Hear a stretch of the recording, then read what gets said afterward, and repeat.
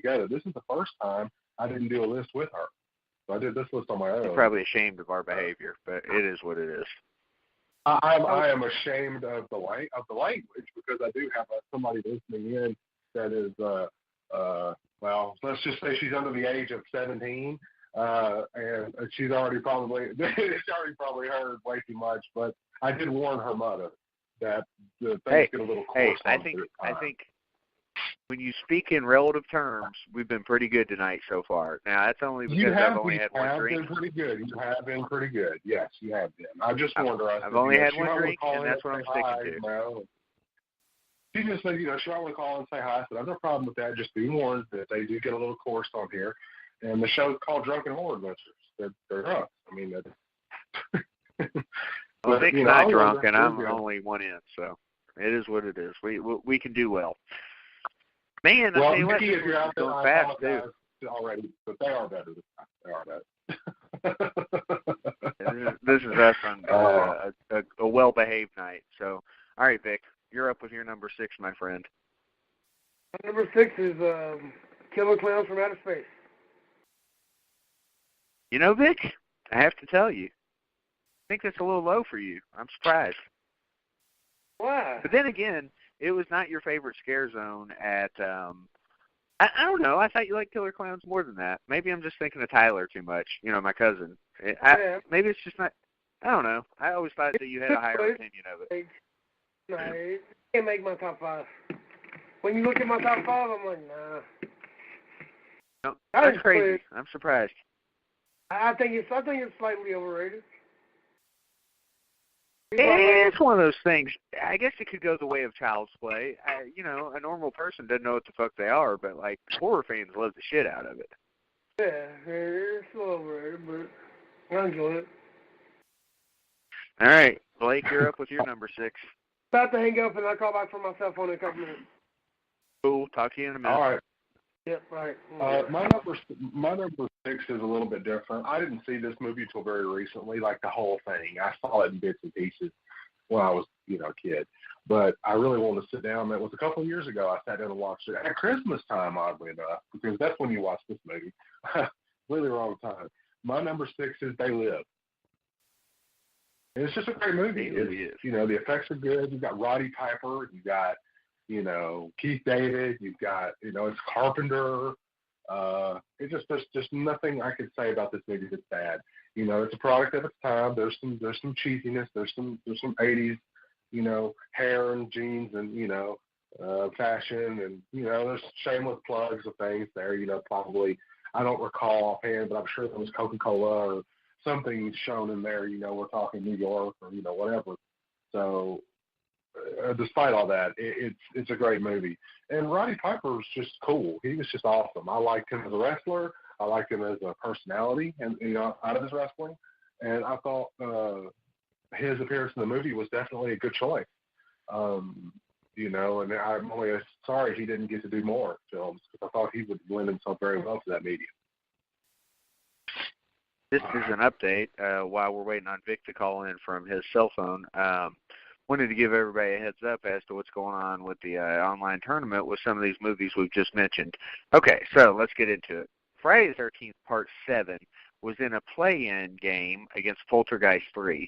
It beat Poltergeist 3, and then it promptly lost to They Live in the first round of this tournament.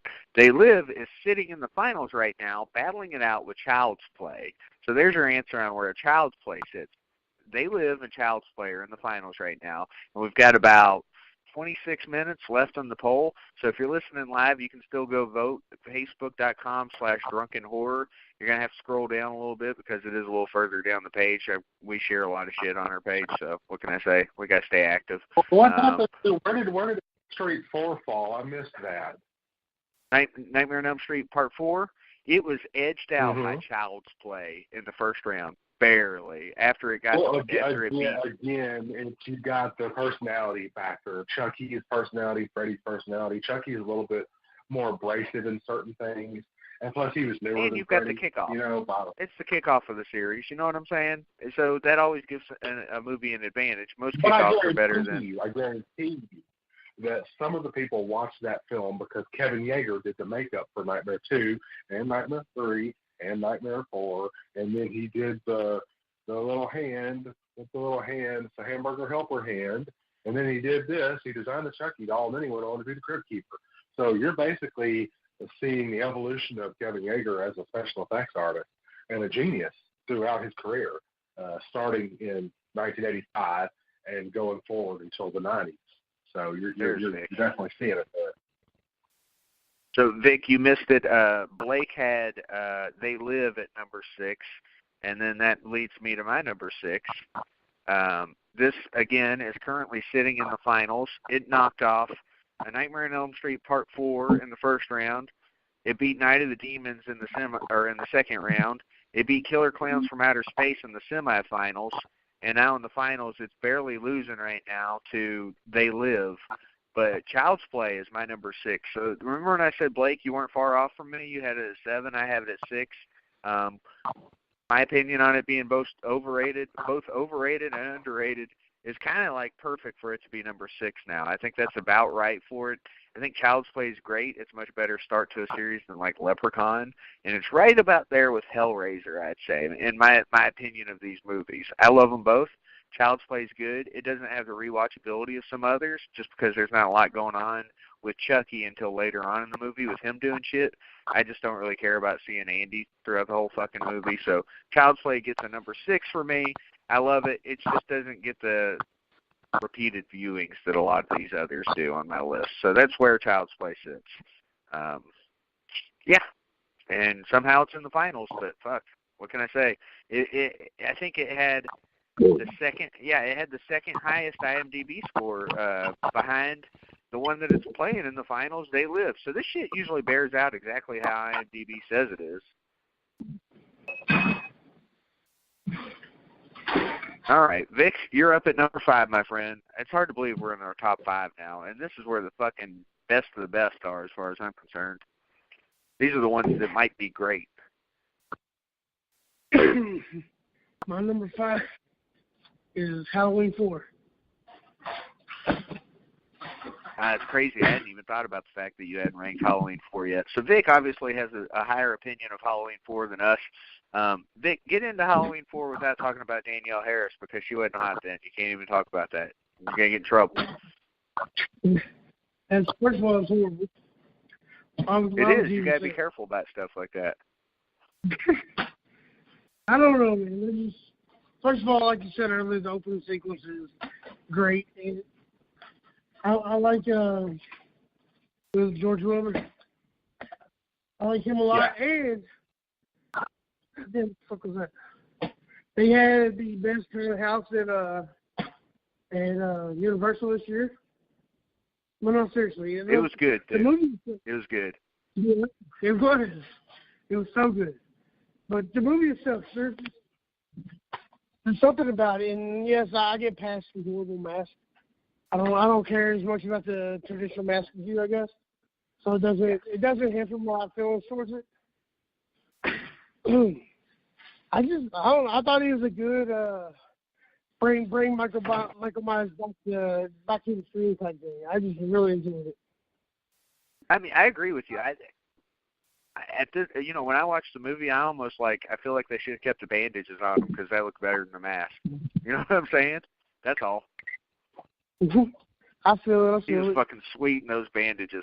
All right. But yeah, definitely good entry in the series. I don't think most people would say that it's bad. I don't feel like it's bad. I just, there's some things that I fucking take issue with. But, that's like, nitpicking. So what can I say? All right, Blake. You're up at number 5, homie. All right, number 5. Again, I have to give props to Vic. It is a good film. It didn't make my top 5, but I still watch it every time I get a chance. And like you said, that it was just incredible. And then I really like the shotgun death that Brady had. I really thought that was really good and kind of well done too. Fair enough gore. And the truck driver getting his throat ripped out was probably my number 1. That was just insane. Yeah, it was brutal. It was rough. But my number 5 is, oddly enough, probably one that's not going to be on anybody else's list, but it's one of those that I saw really young and then revisited it when I was older. And now I have all the behind-the-scenes footage from, a lot of the behind-the-scenes footage of the making of it, because, again, 3 of our favorite people that have been on this show, Nick Benson, William Forsh, and Steve Johnson all did the suits, the werewolf prosthetics, and all that good stuff here. And then Bill actually played the final werewolf that gets, torched and set on fire in this. I'm talking about the Howling 4, the original Nightmare. It's, to me, it's one of the best werewolf films that I've seen set and filmed in the way that it's filmed, with the kind of story that it has. I love the first Howling, but I think the transformation and just the overall effects in this one are so much better than those in the first one. That, and you get to see like this entire town is in on this secret. They're all werewolves. And it's fantastic. Just the way it's shot, cinematography, the tension, the soundtrack, the soundscape. And what can I say? It's one of those that probably doesn't get a lot of love by a lot of people, but I love it, and it's one of my favorite werewolf films. And it's one that I watch fairly regularly. And I recommend it if you haven't seen. Anybody out there listening, The Howling 4, the original Nightmare, is really, really good. It was also filmed in South Africa. A lot of people don't know that. Where our buddy Leon lives. That's cool. So, it's funny you mentioned that, because the Howling 4 did not make the tournament because it gets a 3.5 on IMDb. Not good enough to obviously make the 16, because most of these were pretty high. I mean, like Poltergeist 3 didn't make it. It had to get a play-in shot against Friday the 13th Part 7, and it lost. So the Howling 4 is just among the rest, just because there's a lot of sequels in this year of horror. So, I don't know. That's 1988 for you. We're winding down of the iconic decade of horror. All right, so that brings me up at number 5, and this is really just a personal preference thing. Do I think it's as good, quote-unquote, as Child's Play or even Monkey Shines? Probably not, but this is just a personal love, and let's be honest, that's what these lists are in a lot of ways. Vic's already mentioned it. I don't know if Blake will or not, but Friday the 13th Part 7 is my number 5. You could go through the Friday the 13th series, and most people would have this pretty low on their list. Me, I've got it a little high on my list, mainly because of Kane Hodder as Jason and the look of Jason.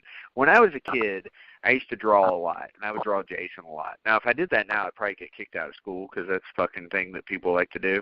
They just kick people out for shit like that. But as a kid, I was always drawing Jason. When I drew Jason, it was based on this look. Like, you could see his fucking ribs and his spine and just, the piece of the mask missing. Even to this day, that's how I like to draw Jason if I draw Jason. Part 7, Jason, was still my favorite Jason to this day. And for the longest time, it was like my second favorite movie of the series. But as I've gotten older, obviously, I've picked apart some of the flaws of it. But I still like the psychic aspect, the whole Carrie versus Jason thing, even if it ends kind of silly. Even if it was clipped to shit by the MPAA, I still love it. The ratings board may have raped it, but I still like the movie. So, yeah, I'm a fan of Friday the 13th Part 7. What can I say? Number 5 for me. I dig it. And the Sleeping Bag Kill's still my favorite.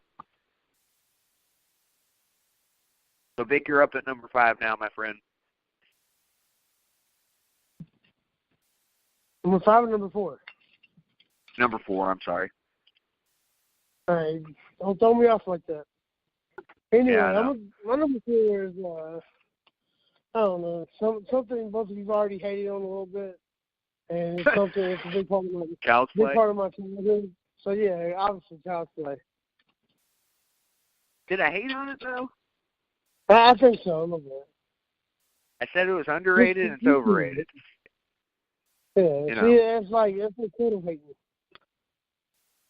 It's one of those. This is kind of true of the whole the whole Chucky series. Is that like? I mean, I don't think any of the movies in the whole series are like blow away good, but this is probably the best of the series. So there's that. But I also think, as far as first entries into a series of the classic